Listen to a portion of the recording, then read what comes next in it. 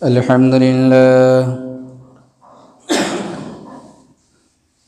لله نحمده ونستعينه ونستغفره ونؤمن به ونتوكل عليه ونعوذ بالله من شرور أنفسنا ومن سيئات أعمالنا من يهده الله فلا مضل له ومن يضلل فلا هادي له وأشهد أن لا إله إلا الله وحده لا شريك له أعوذ بالله من الشيطان الرجيم بسم الله الرحمن الرحيم قاف والقرآن المجيد بل عجبوا أن جاءهم منذر منهم فقال الكافرون هذا شيء عجيب أئذا متنا وكنا ترابا ذلك رجع بعيد قد علمنا ما تنقص الأرض منهم وعندنا كتاب حفيظ بل كذبوا بالحق لما جاءهم فهم في أمر مريج أفلم ينظروا إلى السماء فوقهم كيف بنيناها وزيناها وما لها من فروج الحمد لله সমস্ত প্রশংসা সমস্ত গুণগান সমস্ত সিফত সানাশি মহান রব্বুল আলামিনের জন্য যিনি আমাদেরকে এই পবিত্র জুমার দিনে মসজিদে উপস্থিত হওয়ার তৌফিক দান করেছেন সে আল্লাহর প্রতি শুকরিয়া আদায় করি আলহামদুলিল্লাহ দরুদ সালাম বর্ষিত হোক মুহাম্মদ রাসূলুল্লাহ সাল্লাল্লাহু আলাইহি ওয়াসাল্লামের উপর আল্লাহুম্মা সাল্লি আলাইহি আল্লাহুম্মা বারিক আলাইহি। আজকে আমি আপনাদের সামনে সংক্ষিপ্তভাবে যে বিষয়টি নিয়ে আলোচনা করব তা হচ্ছে সিয়াম সম্পর্কে সংক্ষিপ্তভাবে কোরআন ও সহিহ হাদিস থেকে আলোচনা করার চেষ্টা করব ইনশাআল্লাহ।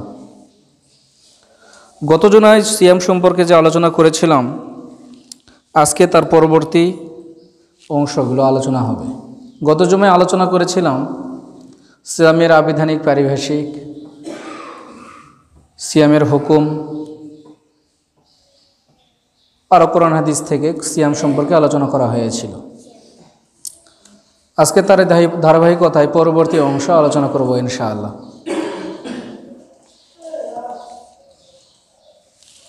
এ সম্পর্কে রাসূলুল্লাহ সাল্লাল্লাহু আলাইহি ওয়াসাল্লাম বলছেন, হাদিসটি আব্দুল্লাহ ইবনে আমর রাদিয়াল্লাহু তাআলা আনহু থেকে বর্ণিত, তিনি বলছেন, আল্লাহ নবী বলছেন, কিয়ামতের মাঠে আপনার জন্য দুইটা জিনিস সুপারিশ করবে আল্লাহর কাছে, জান্নাতের জন্য, মানে জান্নাতের জন্য কিয়ামতের মাঠে দুইটা জিনিস আপনার জন্য সুপারিশ করবে। সেই দুইটা কি? আল্লাহ নবী বলছেন, আসিয়ামু আল কোরআনু ইয়াশফাআনি লিল আবদ, বান্দার জন্য সিয়াম এবং কোরআন এই দুইটা জিনিস কিয়ামতের মাঠে সুপারিশ করবে। সিয়াম বলবে, আয় রব, হে আমার প্রতিপালক, মানাতুহু তুআম ওয়া শাহওয়াত বিন নাহার, আল্লাহ আমি সিয়াম তাকে দিনের বেলায় খাদ্য থেকে বিরত রেখেছিলাম এবং তার জৈবিক যে চাহিদা তার সঙ্গীর প্রতি, এ থেকে আমি তাকে বিরত রেখেছিলাম।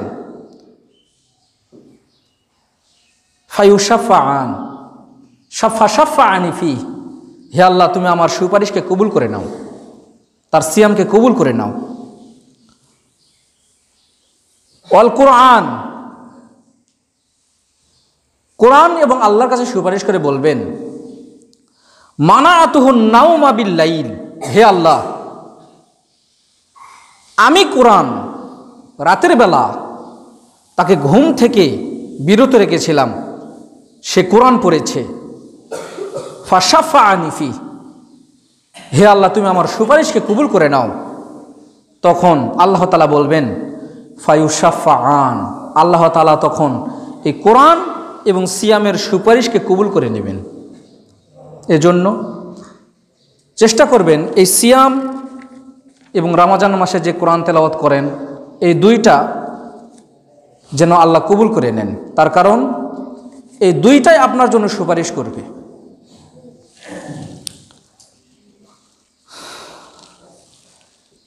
আবু উমামা আল বাহিলি রাদিয়াল্লাহু তাআলা আনহু থেকে বর্ণিত, তিনি বলছেন, আল্লাহ নবী বলছেন, ইয়া রাসূলুল্লাহ, হে আল্লাহর রাসূল, একজন সাহাবী আল্লাহ নবীকে জিজ্ঞেস করছেন, হে আল্লাহর রাসূল, দুল্লানি আলা আমালিন আদখুলু বিহিল জান্নাহ, হে আল্লাহর নবী আমাকে এমন একটা আমলের কথা বলে দিন যে আমল করলে আমি জান্নাতে প্রবেশ করব। আল্লাহ নবী তখন বলছেন, আলাইকা বিস-সাওম ফাইন্নাহু লামিসলাহু, তুমি সিয়াম পালন করো, তার কারণ পৃথিবীতে সিয়ামের তুলনায় আর কোনো কিছু নেই। সিয়ামের তুলনায় আর কোনো সওয়াবের কাজ নেই। সিয়াম এটা যত তোমাকে জান্নাতের দিকে নিয়ে যাবে আর অন্য কোনো কিছু তোমাকে নিয়ে যাবে না। অতএব আর আরেকটা হাদিসে রয়েছে লা ইদলালাহু, সিয়ামের সমতুল্য কোনো সওয়াবের কাজ নেই। তার মানে সিয়াম অতীব গুরুত্বপূর্ণ সওয়াব।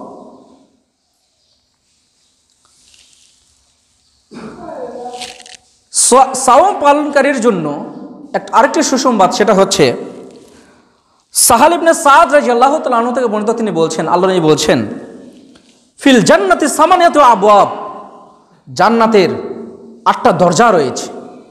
মিনহা বাবুন, তার মধ্যে একটি দরজা হচ্ছে ইউসাম্মা রায়আন, রায়আন নামক দরজা।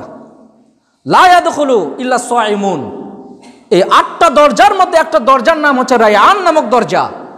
এই দরজা দিয়ে, এই গেট দিয়ে শুধু সিয়াম পালনকারীরা প্রবেশ করবে, আর কেউ প্রবেশ করতে পারবে না। এটা বিশেষ একটা মর্যাদা সিয়াম পালনকারীদের জন্য। এখন আপনি বলবেন, এটা আবার তেমন কি বিশেষ প্রতিদান? আমি আপনাকে একটা উদাহরণ দেই। মানুষ উদাহরণ না দিলে ভালো মতো বুঝে আসে না। উদাহরণটা কি? আপনি খেলা দেখতে গিয়েছেন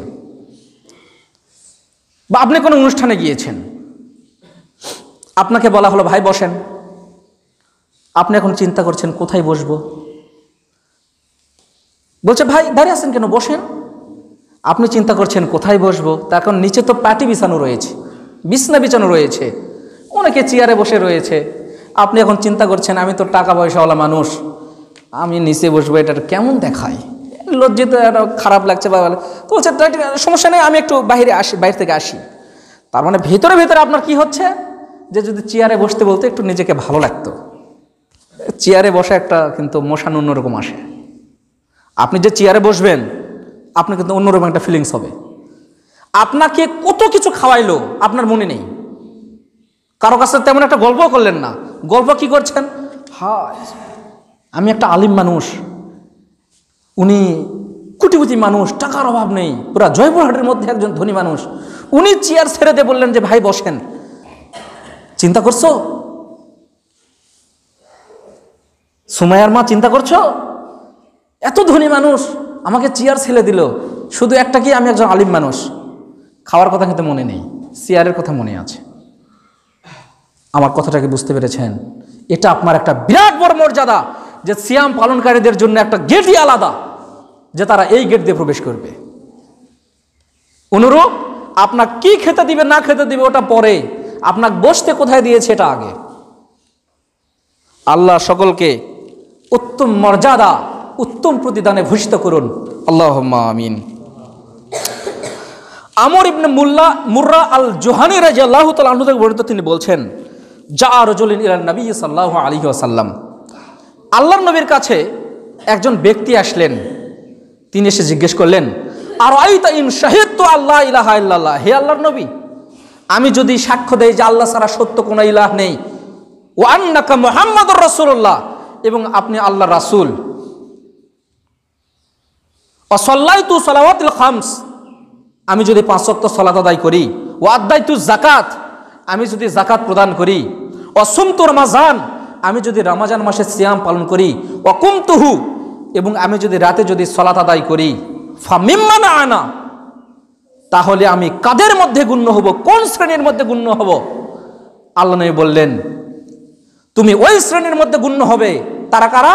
মিনাস সিদ্দিকিন ওয়াশ শুহাদা, যারা সত্যবাদী এবং যারা শহীদ, আল্লাহর রাস্তায় জীবনকে বিলিয়ে দিয়েছেন, আল্লাহর রাস্তায় যারা শহীদ হয়েছেন, তুমি তাদের শ্রেণীর মধ্যে গণ্য হয়ে যাওয়া। কথাটা এখন আপনি বুঝতে পারেননি। যুদ্ধের ময়দানে গেছেন আপনি জানেন যে যে কোনো সময় আমার কাছে গায়ে তীর লাগতে পারে, আমার গায়ে গুলি লাগতে পারে, আমি মারা যেতে পারি, এটা কিন্তু আপনি জানেন। এটা বুঝেই কিন্তু আপনি গিয়েছেন, যে কোনো সময় আমি মারা যেতে পারি, দিয়ে আপনি শহীদ হয়ে গিয়েছেন। আপনি জান্নাতি, আপনি কি জান্নাতি। তবে এখানে একটা শর্ত রয়েছে, ও ব্যক্তি যদি মুশরিক হয় ও জান্নাতে যাবে না। কি বললাম? উনি কিন্তু শহীদ, এতে কোনো সন্দেহ নাই, কিন্তু যদি মুশরিক হয় তাহলে জান্নাতে যাবে না। কেননা শিরিক করেছে, ওর সব আমল বরবাদ। শিরিক করলে যত ভালো আমল করুক নষ্ট করে দিবে, বোঝেননি মনে হয়। আপনি যদি শিরিক করেন, যত শহীদ হওয়ার কাজ করেন, আপনি কি হয়ে যাবেন? আপনার আমলগুলো নষ্ট হয়ে যাবে। এটা বলতে গিয়ে একটা হাদিস মনে পড়ে গেল। আল্লাহ নবী বলছেন, আল কাতিলু ওয়াল মাকতুলু ফিন্নার, যে হত্যা হয়েছে মানে যে মারা গিয়েছে এবং যে মেরেছে এবং যাকে মেরেছে, দুজনেই জাহান্নামে যাবে। এটা আবার কেমন কথা? যাকে মারা হয়েছে ও না হয় জান্নাতে গেল, যে মেরেছে ও না হয় জাহান্নামে গেল, কিন্তু যাকে মেরেছে ও কেন জাহান্নামে যাবে? কথা ঠিক না? আমার কথাটা মনে বুঝতে পারিনি। আপনারা যদি একটু মাথা না যখন আমি বুঝতে পারি না যে আপনি বিষয়টা বুঝতে পেরেছেন কিনা। আমার কথাটা বুঝেন। আল্লাহ নবী বলছেন যে যিনি হত্যা করেছেন এবং যাকে হত্যা করা হয়েছে দুজনেই জাহান্নামে যাবে। এটা হাদিস, এটুকুই হাদিস। এখন আপনি বলবেন যে বিবেক বলছে যিনি হত্যা করেছেন উনি জাহান্নামে যাবে, কেন? উনি হত্যা করেছেন, তো যাকে হত্যা করা হয়েছে উনি কেন জাহান্নামে যাবে? এটা তো আমরা বিবেকে ধরছে না। আমি আপনাকে একটা উদাহরণ দেই। আপনি যুদ্ধের ময়দানে গিয়েছেন মানুষকে দেখানোর জন্য যে আমাকে মানুষ গাজী বলবে। গাজী কাকে বলা হয়? যিনি শহীদ হননি কিন্তু জিহাদ করে বাড়িতে ফিরে এসেছেন, উনি গাজী। কিন্তু ওনার ভিতরে নিয়ত কি ছিল? যে আমি যাব, মানুষ বলবে যে রে অমুক গাজী, অমুক শহীদ, এইরকম একটা ফিলিংস আমার ভিতরে আসবে, মানুষ এটা বলবে। এই লোক দেখানো কাজ করার কারণে আপনাকে আর আমল কবুল করা হবে না, শহীদের মর্যাদা দেওয়া হবে না, আপনার আমল বরবাদ হয়ে যাবে। কথাটা বুঝতে পেরেছেন? এজন্য আমল করতে হবে কি কার নিয়তে? আল্লাহর উদ্দেশ্যে। তো এই হাদিসে যেই কথাটা বললেন যে সিয়াম পালন করলে শুধু যে জান্নাতে যাবে এ কথা কিন্তু বলেননি। যাকাত দিলে যে শুধু জান্নাতে যাবে এ কথাটা শুধু বলেননি। রমজান মাসে তারাবি পড়লে শুধু জান্নাতে যাবে এ কথা আল্লাহ নবী বলেননি। যে তারা শহীদের কাতারে দাঁড়াবে, প্রথম শর্ত বলেছেন আর আইতা ইন শাহিদতু আল্লাহ ইলাহা ইল্লাল্লাহু ওয়া আন্নাকা রাসূলুল্লাহ, আমি যদি সাক্ষ্য দেই আল্লাহ ছাড়া সত্য কোনো ইলাহ নেই, মুহাম্মদ আল্লাহ রাসূল, ওটা কিন্তু আগে সাক্ষ্য দিতে হবে। যখন আপনি আল্লাহকে সাক্ষ্য দিবেন আল্লাহ হিসেবে, মুহাম্মদকে রাসূল হিসেবে, তখন আপনি যত বাতিল মাবুদ আছে, বাতিল আল্লাহ রয়েছে, সবগুলোকে আপনাকে পরিত্যাগ করতে হবে। তখন আপনি বলবেন যে আমার সালাত কবুল হবে, সিয়াম কবুল হবে, হজ কবুল হবে, যাকাত কবুল হবে, সব কবুল হবে। আপনি শুধু, এটা আলোচনা গিয়েছে, শুধু এখানে স্মরণ করে দেই, আপনি শুধু আল্লাহকে সাক্ষ্য দিয়েছেন যে আল্লাহকে আমি বিশ্বাস করি, মুহাম্মদ আল্লাহ রাসূল, কিন্তু আমি শিরিক করি না। আপনি সিয়াম পালন করেননি, যাকাত দেননি, হজ করেননি, সালাত আদায় করেননি, কোনো কিছু করেননি। আপনি যদি মৃত্যুবরণ করেন, আপনাকে জাহান্নামে, সালাত আদায় করেননি এই জন্য একটু শাস্তি দেওয়া হবে, সিয়াম পালন করেননি এর জন্য শাস্তি দেওয়া হবে, যাকাত দেননি এই কারণে শাস্তি দেওয়া হবে, হজ করেননি এর জন্য শাস্তি দেওয়া হবে, কিন্তু আপনাকে চিরস্থায়ী জাহান্নামে দেওয়া হবে না। আর যদি কেউ সালাত আদায় করে, যাকাত দেয়, হজ করে, সিয়াম পালন করে, সব ঠিক আছে, আল্লাহর উদ্দেশ্যেই করেছে, কিন্তু ও যদি শিরিক করে তাহলে ও চিরস্থায়ী জাহান্নামী। এখন কি বুঝতে পেরেছেন কথাটা? আশা করি বুঝতে পেরেছেন। হুযায়ফা ইবনুল ইয়ামান রাদিয়াল্লাহু তাআলা আনহু থেকে বর্ণিত, তিনি বলছেন, আল্লাহ নবী বলছেন, ওয়ামান সামা ইয়াওমা বুতিগা ওয়াজহিল্লাহ খুতিমা লাহু বিহা দাখালাল জান্নাহ। যে ব্যক্তি আল্লাহকে সন্তুষ্ট করার জন্য একদিন সিয়াম পালন করবে এবং এটা যদি কবুল হয়ে যায়, খুতিমা লাহু বিহা দাখালাল জান্নাহ, আল্লাহ তাকে জান্নাতে দিবেন। সিয়াম কবুল হবে কয়দিন? একদিন। যদি একদিনের যদি সিয়াম কবুল হয় তাহলে আল্লাহ নবী বলছেন ও জান্নাতে যাবে। ওয়ামান তাসাদ্দাকা বিসাদাকাতি বিতিগা ওয়াজহিল্লাহ খুতিমা লাহু বিহা দাখালাল জান্নাহ। কেউ যদি যাকাত দেয় 1 টাকা, কয় টাকা? তাসাদ্দাকা, ওয়াহিদের সেগা, ওয়াহিদের। তাসাদ্দাকা ইয়াতাসাদ্দাকু, তাসাদ্দাকু মাজির ওয়াহিদের সেগা। যদি কেউ 1 টাকা যাকাত দেয় আর যদি এটা যদি কবুল হয়ে যায়, এই 1 টাকা কবুল হওয়ার কারণে এই 1 টাকা তাকে জান্নাতে নিয়ে যাবে। এজন্য আপনি যেটাই করবেন, এই রমজান মাস সিয়ামের মাস, রমজান মাস দান সাদাকার মাস, রমজান মাস আমল কবুলের মাস, অধিক আমলের মাস। আপনারা চেষ্টা করবেন, আল্লাহ কবুল করুন, আল্লাহুম্মা আমিন। এখন আসেন, সামনে আমাদের রমজান, আমরা নতুন চাঁদ দেখলাম। চাঁদ দেখলে একটা দোয়া রয়েছে। আল্লাহ নবী বলছেন, যখন তোমরা কেউ নতুন চাঁদ দেখবা তখন তোমরা একটা দোয়া বলবা, আল্লাহু আকবার, আল্লাহুম্মা আহিল্লাহু আলাইনা বিল আমনি ওয়াল ঈমানি ওয়াস সালামাতি ওয়াল ইসলামি ওয়াত তৌফিকি লিমা তুহিব্বু ওয়া তারদা রব্বি ওয়া রব্বুকাল্লাহ। হে আল্লাহ, এই যে চাঁদ উদিত করেছেন আপনি, এটা কারণে আপনি আমাদেরকে ঈমান, ইসলাম এগুলোর উপর আপনি অটল রাখুন, শান্তি দিন আমাদের মাঝে এই নতুন চাঁদের বিনিময়ে। রব্বি ও রব্বুকাল্লাহ, হে আল্লাহ তুমি চাঁদেরও রব, আমারও রব। এই দোয়াটা যাদের মুখস্থ নেই করার চেষ্টা করবেন। এখন আসেন, আবু হুরায়রা রাদিয়াল্লাহু তাআলা আনহু থেকে বর্ণিত, তিনি বলছেন, আল্লাহ বলছেন, সুমু লিরুইয়াতি ওয়া আফতিরু লিরুইয়াতি ফাইন গাম্মা আলাইকুম ফাআকমিলু ইদ্দাতা শাবানা সালাসিনা। তোমরা চাঁদ দেখে রোজা শুরু করো এবং চাঁদ দেখে তোমরা সিয়াম ভঙ্গ করবা। ফাইন গম্মা আলাইকুম, গম্মা শব্দের অর্থ যদি আকাশ যদি মেঘাচ্ছন্ন থাকে, ফাআকমিলু ইদ্দাতা শাবানা, তাহলে শাবান মাস তোমরা 30 দিন পূর্ণ করবা। কোনো কারণে চাঁদ দেখা যাচ্ছে না, আপনি মনে করছেন যে আজকে মনে হয় রোজার প্রথম দিন হবে, কিন্তু আকাশ মেঘাচ্ছন্নর কারণে চাঁদ দেখা যাচ্ছে না, তাহলে শাবানকে 30 দিন পূর্ণ করে তারপরে আপনি রোজা শুরু করবেন। কেন? তার কারণ অনেকেই যদি বলে যে ক্যালেন্ডারে আছে আজ থেকে রোজা শুরু, চাঁদ দেখা গেল না, তাহলে মানে আজ থেকে শুরু করি। কেন শুরু করতে পারবেন না? এখন আসেন, হাদিসটি আম্মার ইবনে ইয়াসার রাদিয়াল্লাহু তাআলা আনহু থেকে বর্ণিত, তিনি বলছেন, আল্লাহ নবী বলছেন, মান সামাল ইয়াউমাল্লাযী ইউশাক্কা ফীহি ফাকাদ আসা আবুল কাসিম সাল্লাল্লাহু আলাইহি ওয়াসাল্লাম। মান সামাল ইয়াউমাল্লাযী ইউশাক্কা ফীহি, যে ব্যক্তি সন্দেহ করে সিয়াম পালন করলো, ফাকাদ আসা, আসা শব্দের অর্থ হলো বিরোধিতা করা, তাহলে সে আবুল কাসিম,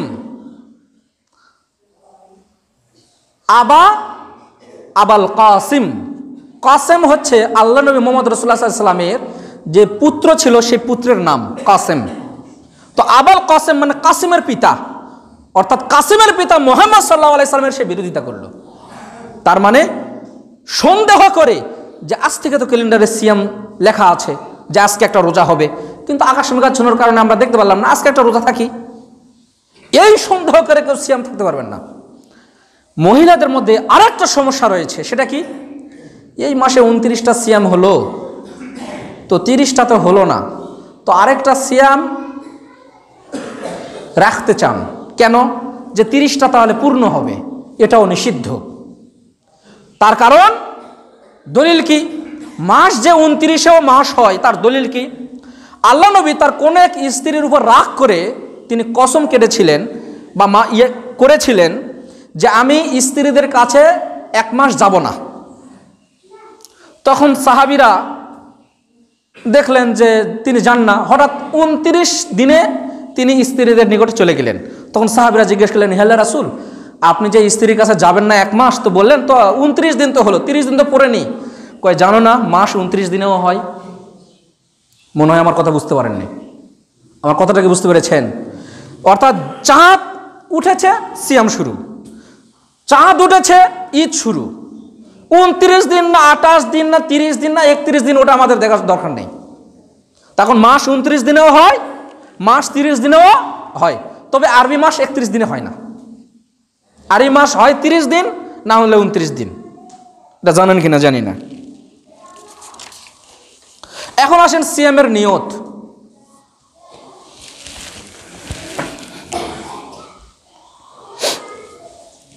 আলহামদুলিল্লাহ ওয়াহদাহু ওয়াসসালাতু ওয়াসসালামু আলা মান লা নাবিয়্যা বা'দা, আম্মা বা'দ। সিয়ামের নিয়ত, নিয়ত এটা শব্দের অর্থ হচ্ছে সংকল্প করা, দৃঢ় করা। কেউ যদি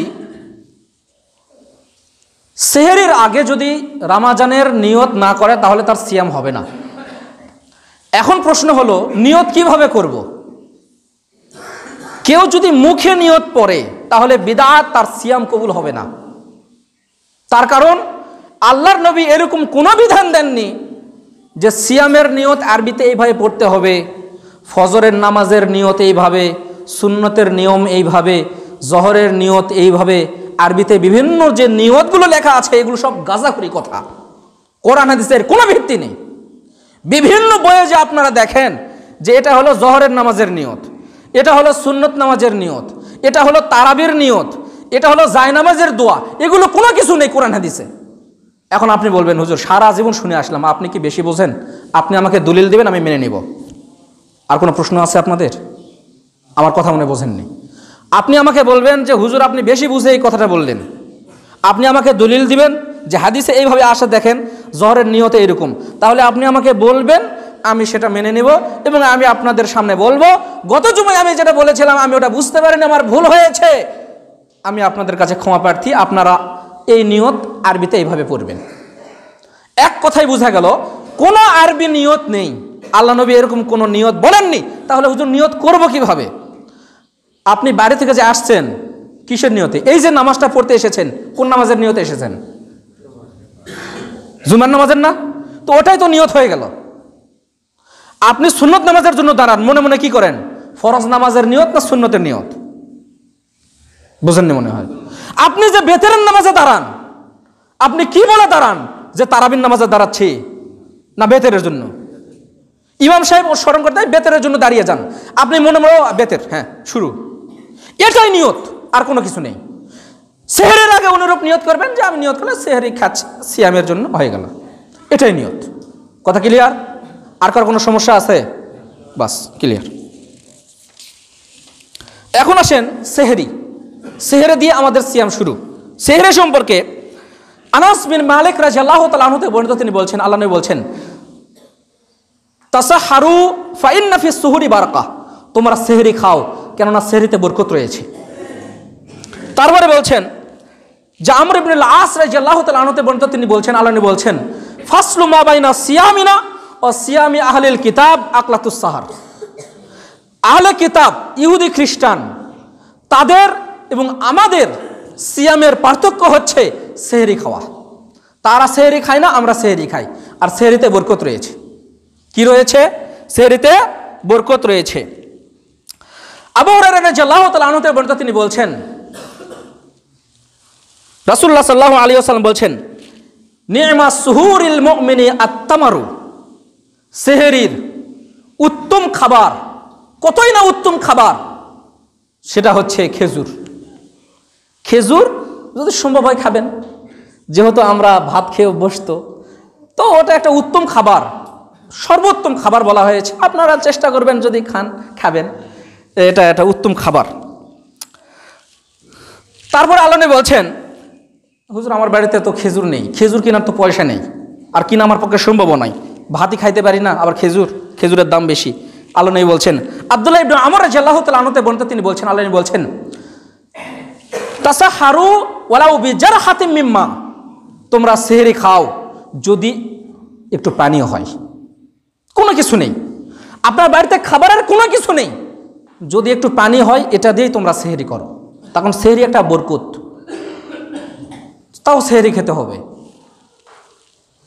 আল্লাহ নবী বলছেন যে ইবনে ওমর রাদিয়াল্লাহু তাআলা আনহু বর্ণিত, তিনি বলছেন, আল্লাহ নবী বলছেন, ইন্নাল্লাহা ওয়া মালাইকাতাহু ইউসাল্লুনা আলাল মুতাসাহহিরিনা, আল্লাহ এবং ফেরেশতারা যারা সেহরি খায় তাদের জন্য বরকতের কল্যাণের দোয়া করেন।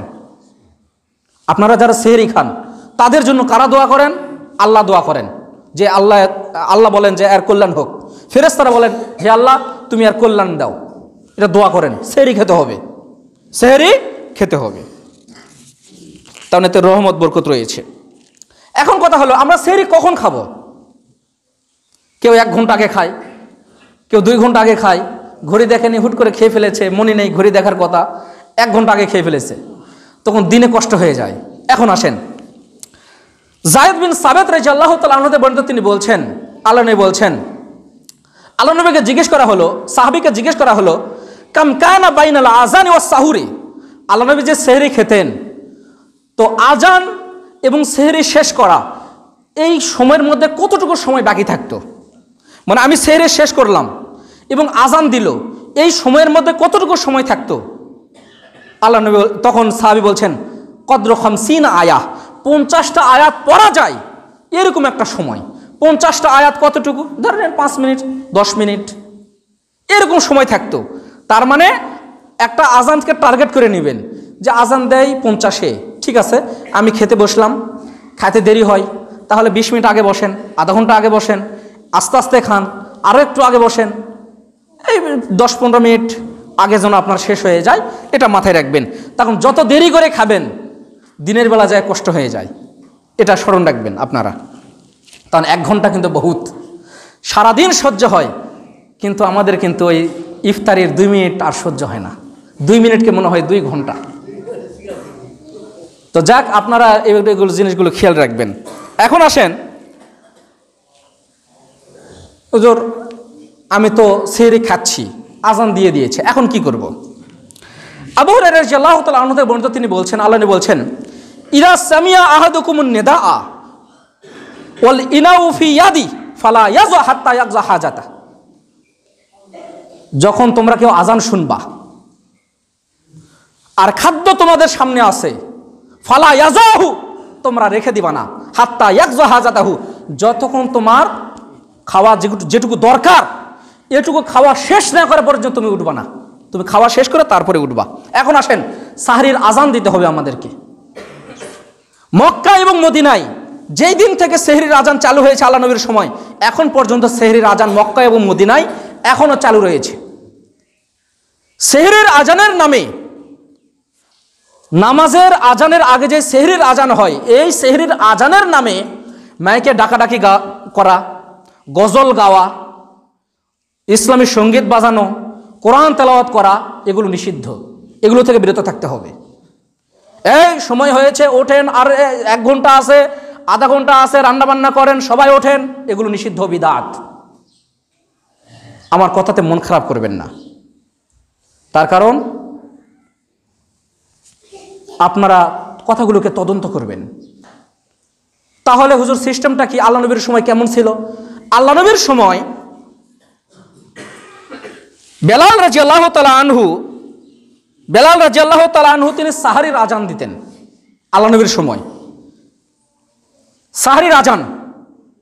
আর আব্দুল্লাহ ইবনে উম্মে মাকতুম, অন্ধ সাহাবী, তিনি ফজরের আজান দিতেন। অর্থাৎ ধরে নেন যে ভাত রান্না করতে 1.5 ঘন্টা লাগে, একটা সময় ফিক্সড করবেন যে মূল আজানের 1.5 ঘন্টা আগে আপনি আজান দিয়ে দিলেন। কিসের আজান? সেহরির আজান। এখন আপনাদের মসজিদে চালু আছে কিনা আমি জানি না, তবে চালু করা দরকার যদি চালু না থাকে। এখন মনে করবেন হুজুর আজান দেওয়ার তো কেউ নেই, তাহলে জিজ্ঞেস করেন কেউ দিবে কি না। এরকম যদি সম্ভব হয় দেওয়ার চেষ্টা করেন, যদি সম্ভব হয় চালু করার চেষ্টা করেন। এখন হয় কি না আমি জানি না, আমি শিওর নই। তবে এটা যেহেতু সুন্নত একটা আমল, এটা যেহেতু একটা সুন্নত আমল, তাহলে এই সুন্নত আমলটা যদি না থাকে চালু করার চেষ্টা করবেন। আর যদি এটা আমার দায়িত্ব যে হুজুর আপনি সবই বললেন, সেই আজান দিতে ওটা কোনো বললেন না, এরকম সচেতন অনেক মানুষ আছে না, আমাকে জিজ্ঞেস করবে হুজুর আপনি সবই বললেন ওটা কেন বললেন না, ওটাও তো সুন্নাত আমল, কি মানে মানুক না মানে না মানুক আপনি কেন বললেন না, এটা আমাকে জেরা করতে হবে। তারপর আসেন ইফতারের দোয়া। ইফতারের দোয়া এখন আমরা কিভাবে শুরু করব? বিসমিল্লাহ বলে আমাদেরকে ইফতার করতে হবে, শুরু। আলহামদুলিল্লাহ বলে ইফতার শেষ করব, এনাফ, যথেষ্ট। আল্লাহুম্মা লাকা সুমতু আলা রিজকিকা আফতারতু বলে যে ইফতার শুরু করা, হাদিসটা জয়ীফ, দুর্বল, মানুষের মিথ্যা, এটা পালন করা যাবে না। তবে ইফতার শেষ করার যে দোয়া, জাহাবাজ জামা ওয়াফতাল্লাতের উরকু আসাবাতাল আজর ইনশাআল্লাহ, পিপাসা দূরীভূত হলো, আমার শিরাগুলো সঞ্জীবিত হলো, তাজা হয়ে গেল, আল্লাহ চাহে তো আমি প্রতিদান আল্লাহর কাছে পাবো ইনশাআল্লাহ, এই বলে ইফতার শেষ করা যাবে। এটা হাসান পর্যায়ের হাদিসটা, আপনারা যারা পারেন এটা বলবেন। সায়েম, সিয়াম পালনকারী ব্যক্তি যদি কোনো দোয়া করে সেই দোয়া কবুল হয় 100-100। এ সম্পর্কে আবু হুরায়রা রাদিয়াল্লাহু তাআলা আনহু বর্ণিত, তিনি বলছেন, আল্লাহ নবী বলছেন, সালাসু দাওয়াতিন মুস্তাজাবাতুন, 3 ব্যক্তির দোয়া অবশ্যই অবশ্যই কবুল হয়। দাওয়াতুস সাইম, যারা সিয়াম থাকে এরা যে কোনো দোয়া যদি করে এই দোয়া আল্লাহ কবুল করে নেন। ও দাওয়াতুল মুসাফির, একজন মুসাফির ব্যক্তি যা দোয়া করবে সেটাই কবুল হয়ে যাবে। ও দাওয়াতুল মাজলুম, আপনি কার উপর জুলুম করেছেন ওই ব্যক্তি যা দোয়া করবে সেটা কবুল হয়ে যাবে।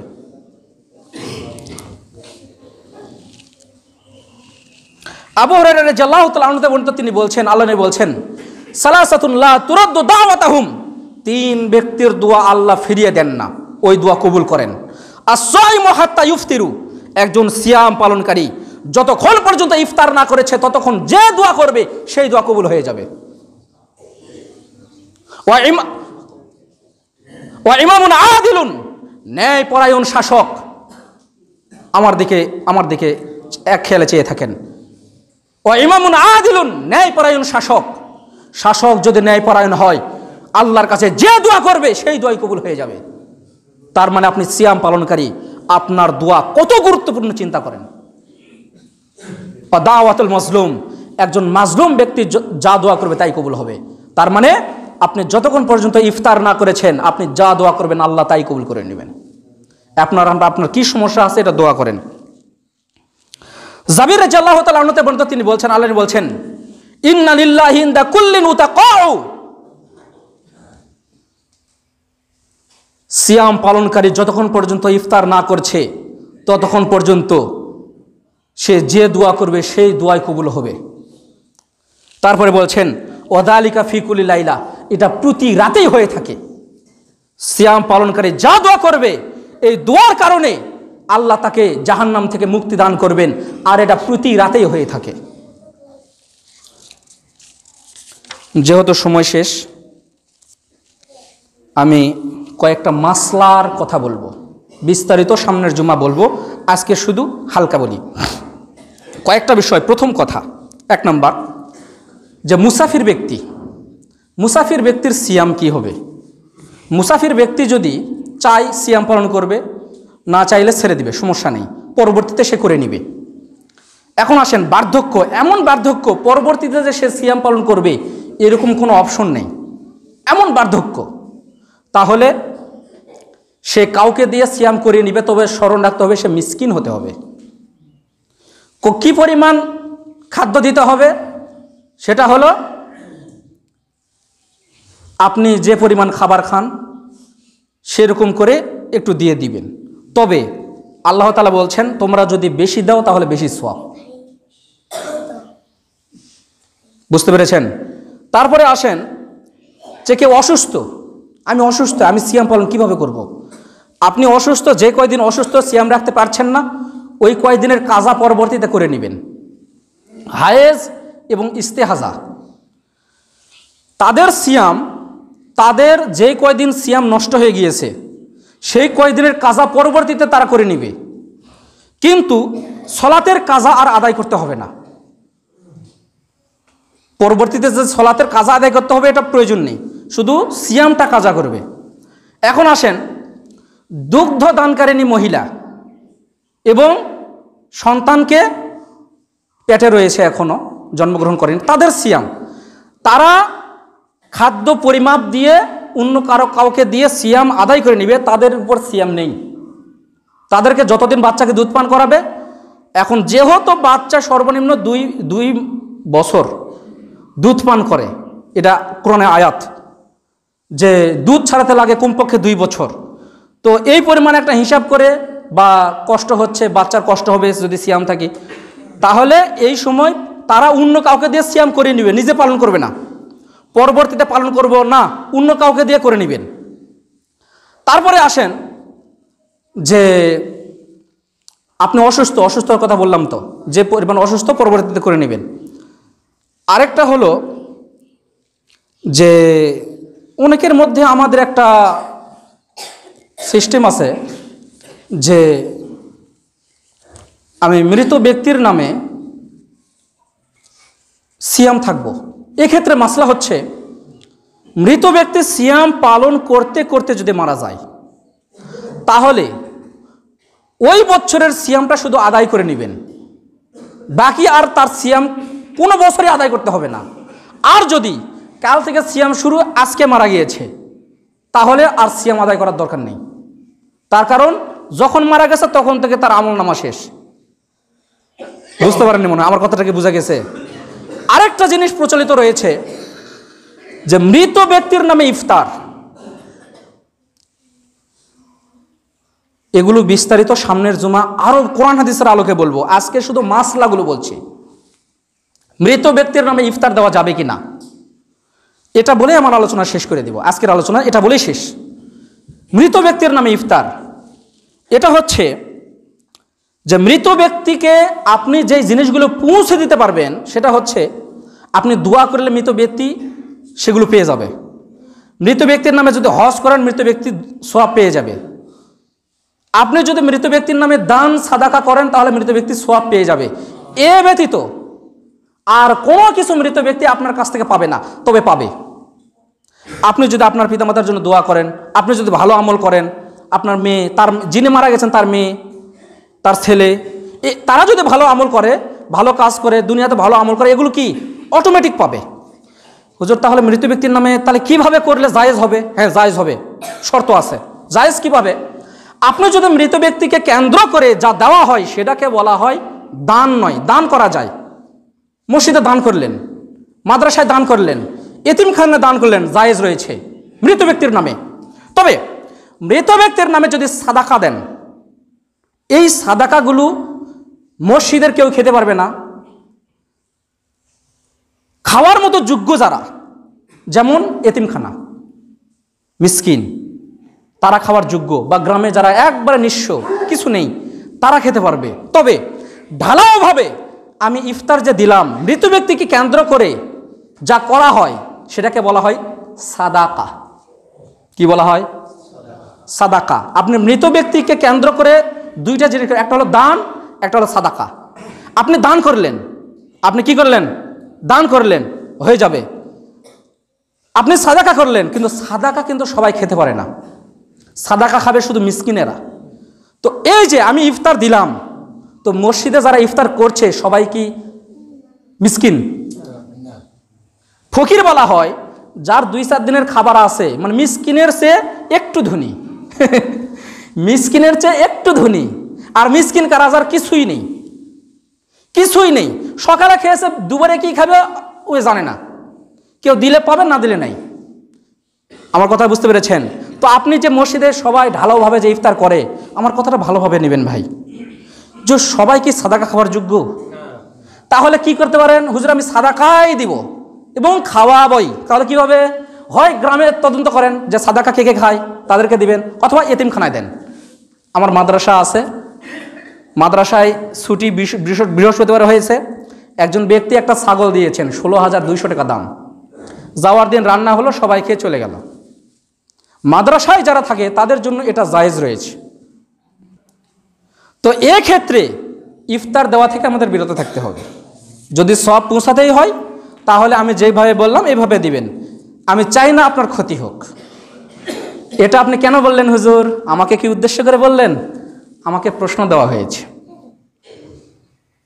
আমাকে কি দেওয়া হয়েছে? প্রশ্ন দেওয়া হয়েছে। কে দিয়েছে আমি জানি না, তবে এখানে 2টা প্রশ্ন আছে। 2টা প্রশ্ন, ভাগ 2টা, তবে দিয়েছে একজনই। চিরকুটটা মাঝখানে চেরা, বুঝা যাচ্ছে। তো প্রশ্ন যেহেতু দেওয়া হয়েছে, আমি আপনাদের ক্ষতি হিসেবে উত্তর দিতে বাধ্য। এই বলে আজকের সংক্ষিপ্ত আলোচনা এখানে শেষ করছি। পরবর্তী আলোচনা সামনের জুমায় হবে ইনশাআল্লাহ। আল্লাহুম্মা সাল্লি আলা মুহাম্মাদ ওয়া আলা আলি মুহাম্মাদ কামা সাল্লাইতা আলা ইব্রাহিম ওয়া আলা আলি ইব্রাহিম ইন্নাকা হামিদুম মাজিদ। আল্লাহুম্মা বারিক আলা মুহাম্মাদ ওয়া আলা আলি মুহাম্মাদ কামা বারাকতা আলা ইব্রাহিম ওয়া আলা আলি ইব্রাহিম ইন্নাকা হামিদুম মাজিদ। সুবহানাকাল্লাহুম্মা বিহামদিক আশহাদু আল্লা ইলাহা ইল্লা আনতা আস্তাগফিরুকা ওয়া আতুবু ইলাইক। আসসালামু আলাইকুম ওয়া রাহমাতুল্লাহি ওয়া বারাকাতুহু।